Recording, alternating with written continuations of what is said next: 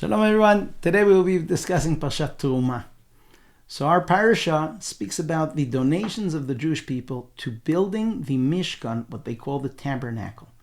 So at the center of the Jewish camp is a building that's going to be built sort of like the temple, only it's smaller, it's much smaller. And Hashem gives us the exact measurements and the exact description how we're going to build it. So at the focus, so to speak, the holiest point is the Holy of Holies, a small room that has an ark that's made of wood, atzei shitim, and the wood is wrapped with gold inside, outside. And inside this ark are going to go the tablets. The tablets are really the Torah. So in the Holy of Holies, we have the Torah. And on top of it, there's a slab of gold with the figure of two angels. Now, the angels have the faces of children. They're called keruvim because the word ravia in Aramaic is a child. So you have like two children looking at one another lovingly, facing one another lovingly, and they're looking down. They're looking at the Torah, so to speak, giving us the message that our job as Jews is always to look at the Torah. And their wings, they raise their wings over their head, giving us the message that, you're supposed to be uplifted by looking at the Torah. Now, the Aron, this ark, had poles that the Levites would place on their shoulder and carry it through the desert. Now, we have a special mitzvah that those poles have to stay in them forever, because we are taught that although the Torah might be in the Holy of Holies or in the Beit HaMikdash for centuries, but a Jew always has to know that wherever you go, the Torah is supposed to come with you. So the Aron that's going to house the Torah, the tablets, the luchos, and actually a written Torah scroll, that Aron always has to have the poles. A Jew is always ready that if I have to travel, I'm taking the Torah with me. That's my life, just like the angels that look at the Torah. Another thing we're told to build in the Mishkan is a table with bread. Now, this bread was called the lechem hapanim. It was a very special bread, and it stayed fresh all week long. They would place it on there on Shabbat. It would stay there a whole week, and it was fresh. On the next Shabbat, you take it off, and the Kohanim would eat it. It was fresh as ever. Another thing that would be built in the Mishkan was the menorah. You had this candelabra, which had 6 branches, 3 on the left, 3 on the right, and central branch. And the wicks would face to the middle. And the message of this candelabra is Hashem doesn't need light, but the lights represent the souls of the Jewish people. And just like you'll have 3 branches that are facing this way, their wicks are facing to the center. And then you have 3 branches on the other side, and they're also facing the center.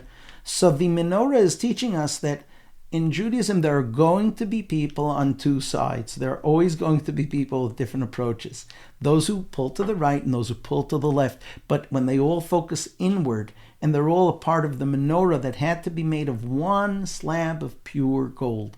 There was no attaching to it. You had to take 1 huge slab and make out of that 1 menorah. And that represents the idea of the unity of the Jewish people. Even though we're going to be on the right and on the left, we all have to focus to the center. We're all the servants of God. We all have a focus and a mission as one people to perform in this world.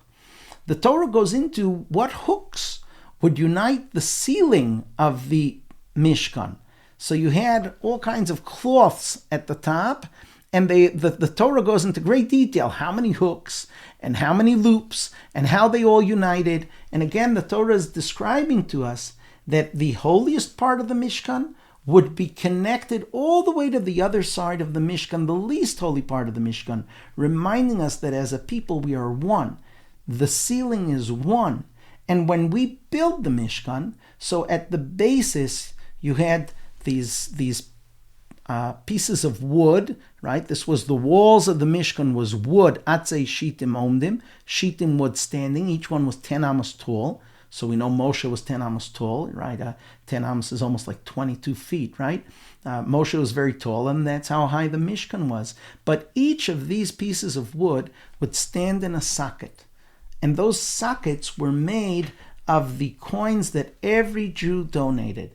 Every Jew would donate half a shekel once a year, and that half a shekel was melted and made into the sockets of the whole Mishkan.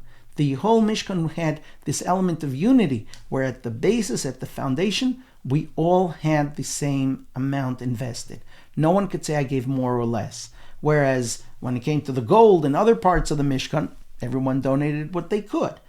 But when it was the sockets, when it was the foundation of what everything was built on, there we had equality. And one of the ideas it represents is the idea that we want equal education. We want every child at the onset, when they begin education, to have an equal opportunity to get to the top. Although Kohanim, that's taken, right? There's only one tribe that are Kohanim. Levites, that's taken. Kingship, that's taken. The house of David as the kings of Israel. But who's going to be the scholar? Who's going to lead us? Who's going to have access to the knowledge of Torah?